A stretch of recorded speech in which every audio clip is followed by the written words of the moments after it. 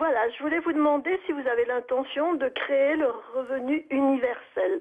Merci Anne pour cette question. Jean-Luc Mélenchon vous répond. Non, madame, je ne le ferai pas.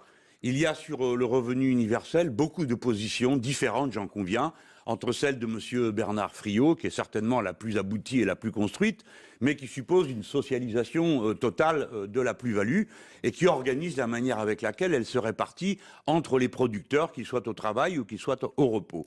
Et puis il y a d'autres positions, tout le long, échelonnées entre cette position et puis la position des libéraux, qui appellent revenu universel le fait qu'il regroupe toutes les minima sociaux en un, et disent aux gens, ben, prenez ça et puis fermez-la parce que maintenant que vous avez un revenu, vous allez vivre avec ça. Et puis entre les deux, il y a des positions intermédiaires. J'observe que entre la position de M. Friot, qui garantit sur la base de la qualification un salaire qui est en salaire, que l'on soit en activité ou au repos. Mais encore une fois, je l'ai dit, qui nécessite la socialisation totale de la plus-value. Vous n'êtes pas pour la socialisation totale de la plus-value? Non, non, clairement, je le dis. Vous êtes pour l'économie de marché Attendez, je ne vois pas comment je mettrais ça dans un programme sur 5 ans.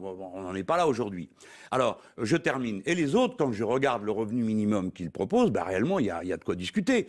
Parce qu'il n'y en a pas un qui arrive au-dessus au seuil de pauvreté. Mais 400 €, ça coûte 400 milliards. Donc c'est très cher, ce revenu universel. Attendez, le revenu, c'est pas le problème du coût. Tout ça, ça se discute. Les coûts, c'est pas l'argent le plus difficile. L'économie, c'est jamais qu'une grande. Non, oui, mais l'économie, c'est qu'une grande tuyauterie. Des sommes circulent, elles correspondent à des biens matériels où les biens ne s'y trouvent pas et on a du crédit et ils l'anticipent. Voilà. Donc c'est pas ça le sujet. Le sujet, c'est est-ce que nous sommes d'accord pour décréter, par exemple, que tous les Français auraient 534 € par mois, comme le propose mon camarade Benoît Hamon, sachant que c'est en dessous du seuil de pauvreté. Donc comment on va d'en dessous du seuil de pauvreté à un revenu minimum décent, c'est pas pour rien qu'il y a un SMIC qui existe, sinon en allant travailler. Donc on est en train d'inventer un RSA socle plus développé qui permet à l'employeur de dire bah, je te paye moins puisque de toute façon tu touches ton revenu minimum. Voilà. Donc je crois qu'il faut faire très attention, cette formule n'est pas au point. J'accepte qu'on en discute à fond, mais avec la loyauté de dire ce qu'on est en train de faire.